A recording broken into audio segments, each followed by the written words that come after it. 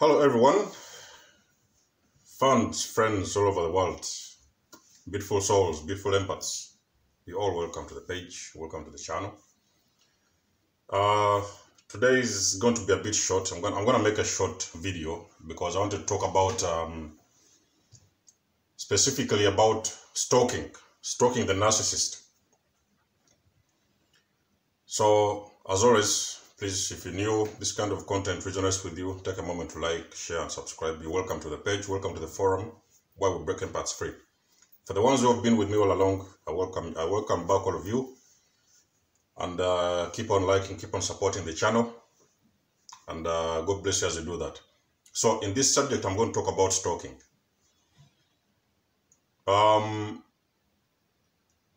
This one has been inspired by people who are trying to get closure, because there's a lot of people out there who have been discarded by the narcissist, and for some reason they are finding themselves sneaking around the narcissist's life, private life. You know, they're running up and down, and somewhere they're finding themselves looking for the narcissist, looking for the person who has discarded them in the first place. Guys, sometimes, you know, it's as coaches, we don't want to, we want to make sure that we don't hide the truth from you. So I'm that kind of person who doesn't want to hide the truth from you. So I will just definitely tell you the truth, what is happening behind the scenes. I know it is very painful to believe that a person can come into your life and entangle you in some sort of a relationship and make you believe that they're in love with you, or you in love with them, or vice versa.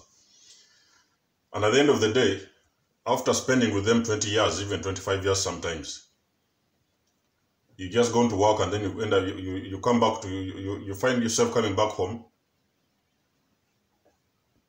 and the person has packed their bags and left. And they have either left with the children, or sometimes if you have had kids with them, they have either left with the kids, or they have just left the kids all of a sudden, just abandoned the kids somewhere. Sometimes you can even find narcissists. You'll come back home, and you'll find a situation whereby they have even locked the kids in the house and disappeared all of a sudden. So that is what they call a discard. A discard is a very traumatizing event. It's a very, very traumatic event. I don't know anybody who has ever digested a discard in the most convenient way, because I cannot even imagine myself, including me, that I can ever perform a discard on somebody, because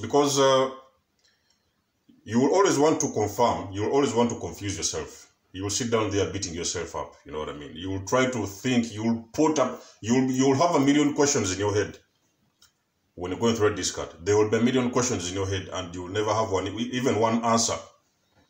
You know what I mean? You will never even have one answer as to what exactly has happened. You know, your eyes are not yet open. You are still there. You're still in the sleep mode. I call it the sleep mode because the narcissist has turned off your switches, so you're still in sleep mode. And then as you're still sleeping, the narcissist has already left. You know what I mean? So it's a very painful thing and very traumatic, actually. Somebody puts you in sleep mode, and then as they put you in sleep mode, not only do they put you in sleep mode and start abusing you over years, couple of years, then they also discard you at the same time. So they leave you in sleep mode and then discard you. So may I think that a narcissist is a very suicidal person. These people, they are very, very dangerous people. You know what I mean? You come to somebody and you turn off their switches. You meet a very healthy individual, very empathetic, beautiful soul. You turn off their switches. You put them in sleep mode. You start abusing them over a period of years, many, many periods of years.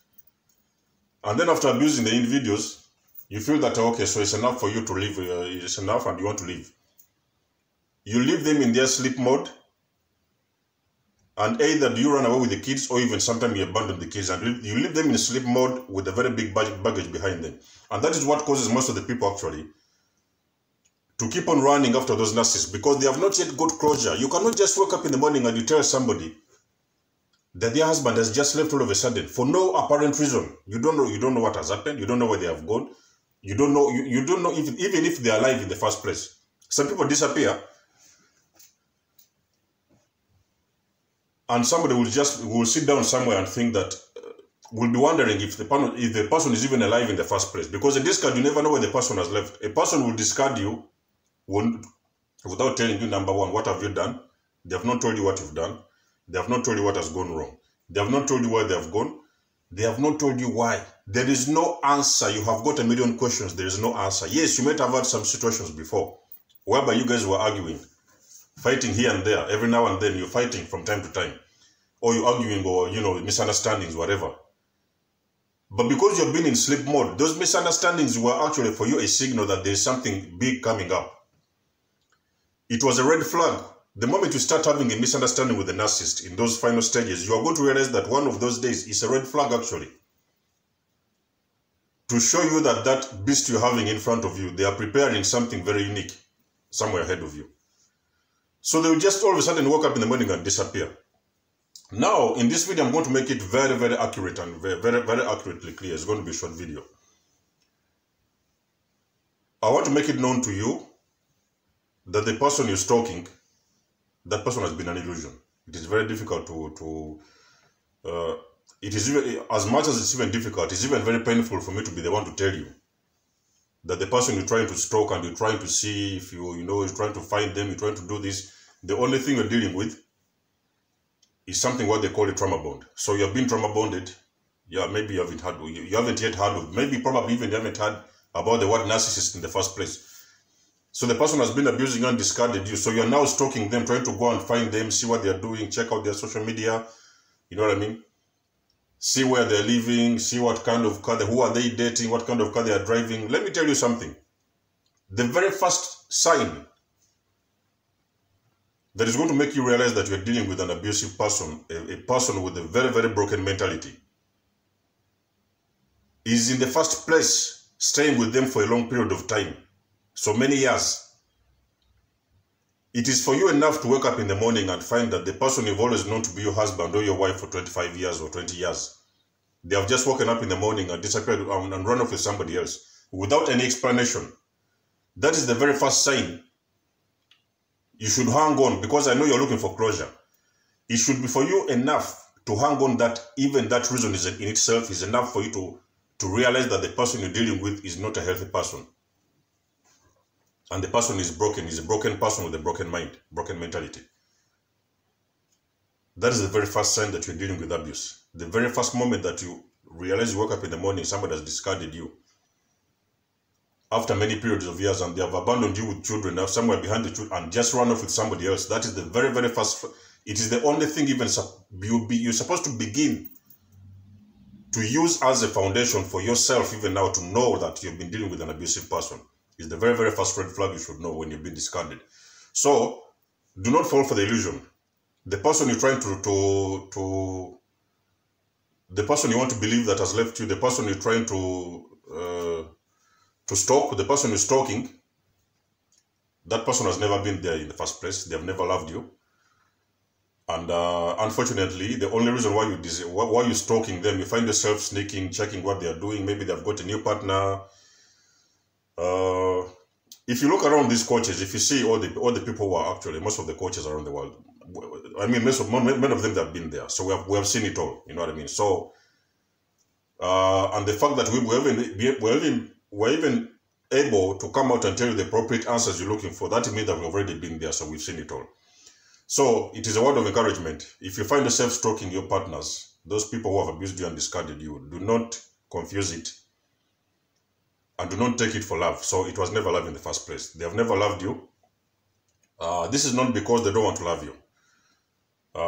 It is just simply because they have got a certain disorder, the NPD, National Narcissistic Personality Disorder.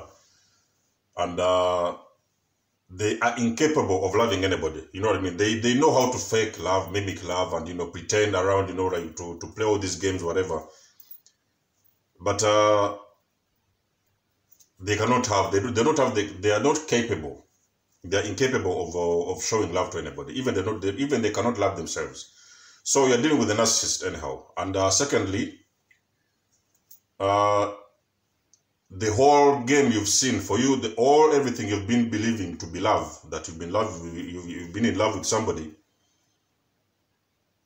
the whole thing has been a stage. So it was an illusion. It was like a very, very long dream. You know what I mean? You go to sleep and then you're dreaming for a very long time.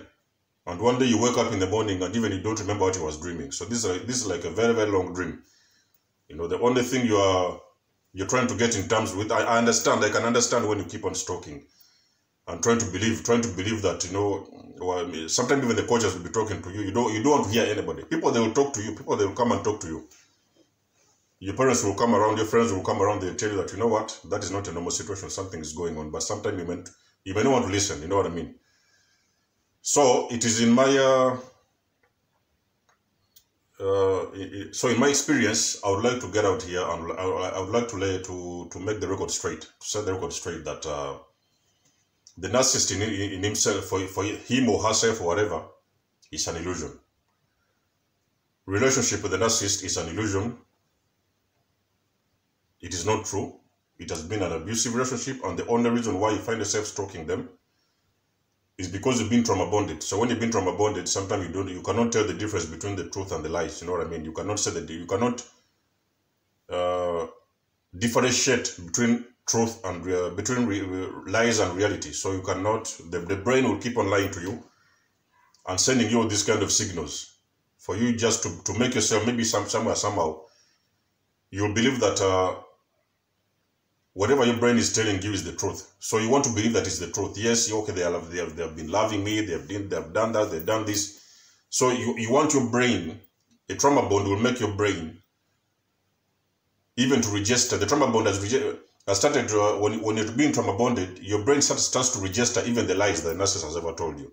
I love you, and I do this, and I do that. So most of those things, they have all been lies, and they've never been true. So